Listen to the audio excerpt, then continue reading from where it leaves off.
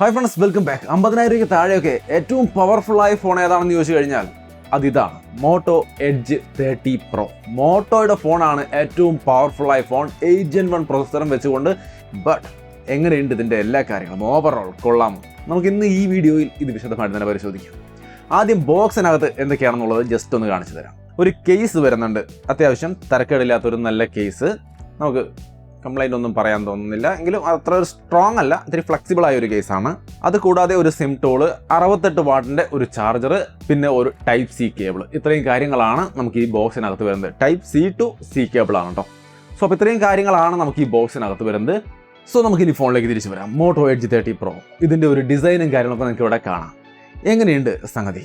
ഒരു മാറ്റ് ഫിനിഷ് ആണ് കേട്ടോ. അതായത് നമുക്ക് ഗ്ലോസി ടൈപ്പ് അല്ല, അങ്ങനെ പെട്ടെന്ന് റിഫ്ലക്റ്റ് ചെയ്യുന്ന സംഗതികളൊന്നുമല്ല. റിയൽ പാനൽ ഒരു നല്ല പാനലാണ്, ഗ്ലാസ് ഡിസൈൻ ആണ്. അതായത് നമുക്ക് ഗൊറില്ല ഗ്ലാസ് 5ൻ്റെ പ്രൊട്ടക്ഷനൊക്കെയുള്ള ഗ്ലാസ് ഡിസൈനാണ് വരുന്നത്. IP52 വാട്ടർ സ്റ്റിൻ സംവിധാനങ്ങളും കാര്യങ്ങളൊക്കെ ഉണ്ട്. ഓവറോൾ ഗുഡ് സെറ്റപ്പാണ് അല്ലേ? കാണുമ്പോൾ ഇഷ്ടപ്പെടുന്നുണ്ടോ നിങ്ങൾക്ക്? വലിയ കുഴപ്പമില്ല. Rear side. ഫ്രണ്ടിലേക്ക് വന്നു കഴിഞ്ഞാൽ മോട്ടോയുടെ ആ ഒരു സ്ഥിരം ലുക്ക് തന്നെയാണ് എനിക്ക് ഇവിടെയും തോന്നുന്നത്. എന്തായാലും ഈ രീതിയിലാണ് ഫ്രണ്ട് ഡിസൈൻ. എന്തായാലും ഡിസ്പ്ലേ നല്ല ഡിസ്പ്ലേ ആണ്. ഡിസ്പ്ലേ ക്വാളിറ്റിയൊക്കെ നിങ്ങൾക്ക് ഇവിടെ കാണാം. 6.7 ഇഞ്ച് വരുന്ന full HD plus AMOLED display ആണ്. 10 ബിറ്റ് ഡിസ്പ്ലേ ആണ്. DCI P3 കളർ സ്പേസും കാര്യങ്ങളും ഉണ്ട്. 144 ഹെർട്സിൻ്റെ റീഫ്രഷ് റേറ്റ് ഉണ്ട്. HDR10+, DC dimming. Overall great display ക്വാളിറ്റിയാണ്. അതിൻ്റെ ക്വാളിറ്റി ലെവലൊക്കെ നിങ്ങൾക്ക് ഇവിടെ കാണാം. സഫീഷ്യൻ്റ് ആയ സൺലൈറ്റ് വിസിബിലിറ്റിയും കാര്യങ്ങളൊക്കെ ഉണ്ട്. വലിയ പ്രശ്നങ്ങളൊന്നുമില്ല. ഓവറോൾ ഡീസൻറ്റ് ക്വാളിറ്റി ഡിസ്പ്ലേ ആണ് ഈ ഫോണിൽ കൊടുത്തിരിക്കുന്നത്. 6.7 ഇഞ്ചാണ്.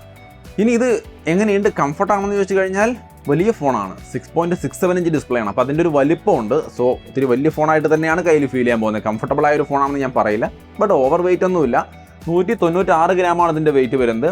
8.79 mm ആണ് തിക്നെസ്. ഭയങ്കര സ്ലിം എന്നോ ഭയങ്കര ലൈറ്റ് വെയിറ്റ് എന്നോ ഒന്നും പറയാനില്ല. വലിയ ഫോൺ തന്നെയാണ്. ഇതിൻ്റെ ഒരു ഓവർവ്യൂ നോക്കിക്കഴിഞ്ഞാൽ താഴത്തെ സൈഡിൽ SIM tray dual nano SIM ആണ്. 2 5G സിം ആണ് കേട്ടോ. 5G plus 5G, 2 5G support ചെയ്യും. 5G ഫോണാണ്. 13ഓളം വരുന്ന 5G ബാൻഡുകളും ഉണ്ട്. ടൈപ്പ് സി പോർട്ട് കാണാം, മെയിൻ മൈക്രോഫോൺ കാണാം, സ്പീക്കർ ഗ്രില്ല് കാണാം. റൈറ്റ് സൈഡിൽ ഫിംഗർ പ്രിന്റ് സെൻസർ ഇൻറ്റഗ്രേറ്റ് ചെയ്തിരിക്കുന്ന പവർ ബട്ടൺ കാണാം. വോളിയം ബട്ടണുകളും കാണാം. വോളിയം ബട്ടൺ വന്നിട്ട് അങ്ങ് ടോപ്പിലാണ് കേട്ടോ. ഫോണൊക്കെ നമ്മൾ കയ്യിൽ പിടിക്കുമ്പോൾ പെട്ടെന്ന് സൗണ്ട് കൂട്ടണമെന്ന് പറഞ്ഞാൽ നമ്മുടെ കൈ എത്തില്ല. ഫോൺ നീക്കി മുകളിൽ കൊണ്ടുപോയിട്ട് വോളിയം കൂട്ടേണ്ടി വരും. അത് ഇത്തിരി മുകളിലാണ്. അത് ഇത്തിരി അസൗകര്യം ഉണ്ടാക്കുന്നുണ്ട്. ലെഫ്റ്റ് സൈഡിൽ പ്രത്യേകിച്ച് ഒന്നുമില്ല. ടോപ്പിലൊരു നോയ്സ് ക്യാൻസലിംഗ് മൈക്രോഫോൺ. റിയർ സൈഡിൽ ട്രിപ്പിൾ ക്യാമറ സെറ്റപ്പാണ്. 50 മെഗാ പിക്സലിൻ്റെ മെയിൻ ക്യാമറ, 50 മെഗാ പിക്സലിൻ്റെ വൈഡ് ആംഗിൾ ക്യാമറ, 2 മെഗാ പിക്സലിൻ്റെ ഒരു ഡെപ്ത് സെൻസറും കൊടുത്തിട്ടുണ്ട്. അതെന്തിനാണാവും. ഫ്രണ്ടിൽ ഒരു 60 മെഗാ പിക്സലിൻ്റെ സെൽഫി ക്യാമറ. ക്വാളിറ്റി നമുക്ക് നോക്കാം. 60 മെഗാ പിക്സലിൻ്റെ സെൽഫി ക്യാമറ. സോ ഇങ്ങനെയാണ് ഇതിൻ്റെ ഒരു ഓവർവ്യൂ. നിങ്ങൾക്ക് ഇഷ്ടപ്പെട്ടോ കണ്ടിട്ട് ഡിസൈൻ? വലിയ കുഴപ്പമൊന്നുമില്ല. വലിയ ഫോണുകൾ ഇഷ്ടപ്പെടുന്ന ആൾക്കാരെ സംബന്ധിച്ച് നന്നായിട്ടുണ്ട്. പിന്നെ ഡുവൽ സ്റ്റീരിയോ സ്പീക്കറൊക്കെയാണ് വരുന്നത്. സൗണ്ട് ഒന്നും കുഴപ്പമില്ല. നല്ല ക്ലാരിറ്റി ഉണ്ട്. Dolby Atmos, Snapdragon sound setup. Overall നല്ല ക്വാളിറ്റിയാണെന്ന് അവർ പറയുന്നത്. ശരിക്കും നല്ല ക്വാളിറ്റി ഉണ്ട്.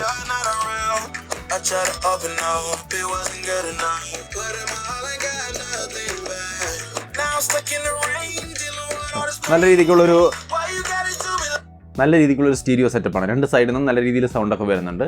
സോ നല്ല സൗണ്ട് ക്വാളിറ്റി ഉണ്ട്. നമ്മൾ ഈ ഡിസ്പ്ലേയിൽ നല്ല രീതിയിൽ സിനിമകൾ കാണാൻ ശ്രമിക്കുമ്പോൾ നല്ല രീതിയിലുള്ളൊരു സ്റ്റീരിയോ സൗണ്ട് എഫക്റ്റ് നമുക്ക് കിട്ടും. ഫോണിന് കിട്ടാവുന്ന ഒരു സ്റ്റീരിയോ സൗണ്ട് എഫക്റ്റ്. ഇനി ഇതിൻ്റെ പെർഫോമൻസിലേക്ക് വന്നു കഴിഞ്ഞാൽ 8gen1 എന്ന് പറയുന്ന ഏറ്റവും മികച്ച പ്രൊസസ്സറുണ്ട്.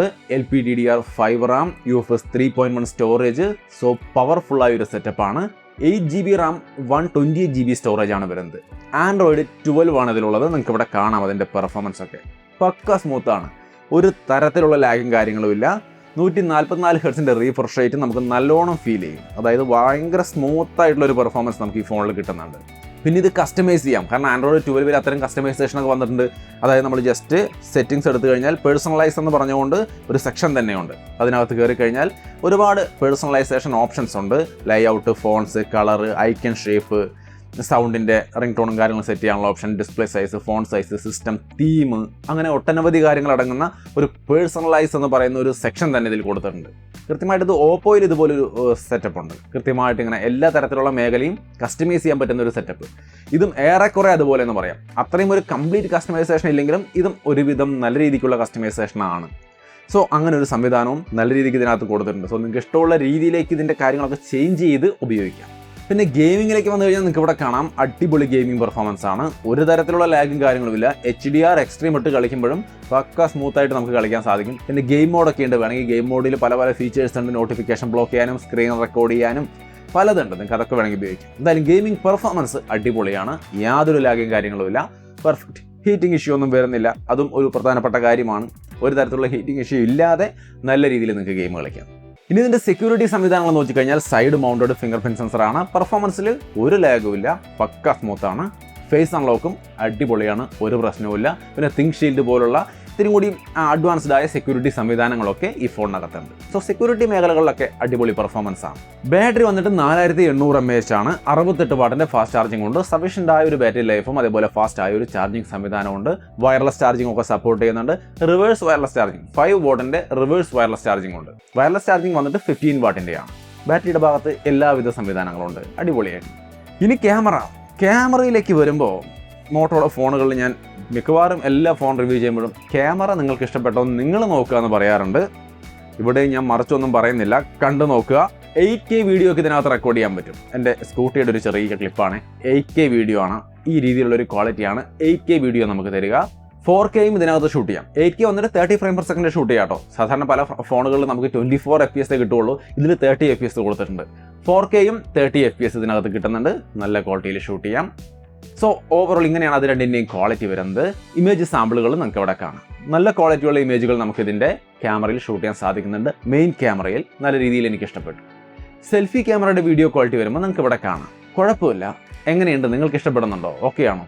ഇമേജുകൾ നോക്കാം. എങ്ങനെയുണ്ട് ഇമേജുകൾ? കൊള്ളാമോ? നിങ്ങൾക്ക് ഇഷ്ടപ്പെടുന്നുണ്ടോ? എൻ്റെ അഭിപ്രായം പറയുകയാണെങ്കിൽ എനിക്ക് അത്ര വലിയ ഇഷ്ടമായില്ല. 60 മെഗാപിക്സലിൻ്റെ എന്ന് പറയുന്ന ഒരു ഹൈപ്പിനുള്ള ഒരു ക്വാളിറ്റി ഒന്നും തോന്നിയില്ല. അത് ഇത്തിരി ആവറേജ് ലെവലിൽ തന്നെയേ ഉള്ളൂ. ഇത് സെൽഫി ക്യാമറയുടെ ഒരു വീഡിയോ ക്വാളിറ്റിയാണ്. ആർട്ടിഫിഷ്യൽ ലൈറ്റിംഗ് കണ്ടീഷൻ വരുമ്പോൾ വലിയ കുഴപ്പമില്ല. ഡേ ലൈറ്റിൽ ആ കോംപ്ലിക്കേറ്റഡ് ലൈറ്റിംഗ് കണ്ടീഷനിലാണ് ഇത് സ്ട്രഗിൾ ചെയ്യുന്നത്. ആർട്ടിഫിഷ്യൽ ലൈറ്റിൽ വലിയ കുഴപ്പമില്ലാത്ത നല്ല ഡീസൻ്റ് ആയ വീഡിയോ ക്വാളിറ്റിയാണ്. ഇത് മെയിൻ ക്യാമറയുടെ ആർട്ടിഫിഷ്യൽ ലൈറ്റിംഗ് കണ്ടീഷനിലെ വീഡിയോ ക്വാളിറ്റിയാണ്. എങ്ങനെയുണ്ട്? അപ്പോൾ നല്ല ഓഡിയോ ക്വാളിറ്റിയും ഒരു ഐഡിയ കിട്ടിയിട്ടുണ്ടാവുമെന്ന് വിചാരിക്കാം. സോ ഓവറോൾ ഇങ്ങനെയാണ് ഇതിൻ്റെ ക്യാമറ സെറ്റപ്പ്. 8Kയും 4Kയും ഒക്കെ കിട്ടുന്നുള്ളത് സന്തോഷമുള്ള കാര്യമാണെങ്കിലും സെൽഫി ക്യാമറ 60 മെഗാപിക്സൽ എന്ന് പറയുന്നത് ഒട്ടും തന്നെ ആ ഒരു പ്രൈസ് സെഗ്മെൻറ്റിന് പോരാന്നാണ് എനിക്ക് തോന്നിയത്. സോ അങ്ങനെയാണ് ഇതിൻ്റെ ക്യാമറ സെക്ഷനെ കുറിച്ചുള്ള എൻ്റെ ഒരു ഒപ്പീനിയൻ. ഇനി ഇതിൻ്റെ മറ്റു ചില കാര്യങ്ങൾ, NFC സപ്പോർട്ട് ചെയ്യുന്നുണ്ട്, dual SIM, dual 5G support ചെയ്യുന്നത് ഞാൻ പറഞ്ഞു. 13 5G ബാൻഡുകളൊക്കെയുണ്ട്. Wi-Fi 6E തന്നെ വരുന്നുണ്ട്. ബ്ലൂടൂത്ത് 5.2 വരുന്നുണ്ട്. കരിയർ അഗ്രിഗേഷൻ പോലുള്ള കാര്യങ്ങൾ വരുന്നുണ്ട്. പിന്നെ റെഡി ഫോർ PC എന്ന രീതിയിലുള്ളൊരു സംവിധാനമുണ്ട്. അതായത് ഈസി ആയിട്ട് വയർലെസ് വഴിയോ വയേർഡായിട്ടോ ഒക്കെ നിങ്ങൾക്ക് PC-യിലേക്ക് സിമ്പിളായിട്ട് ഇതിൻ്റെ സ്ക്രീൻ മിറർ ചെയ്യാം ആവശ്യമുണ്ടെങ്കിൽ. സോ ഫൈനലി എങ്ങനെയുണ്ട് ഈ ഫോൺ ടോട്ടലി എന്ന് ചോദിച്ചു കഴിഞ്ഞാൽ നല്ല ഫോണാണ്. ഡിസൈനും കാര്യങ്ങളൊക്കെ നിങ്ങളിവിടെ കാണുന്ന പോലെ. അത് നിങ്ങൾക്ക് ഇഷ്ടമാവുന്നുണ്ടോ എന്ന് നോക്കുക.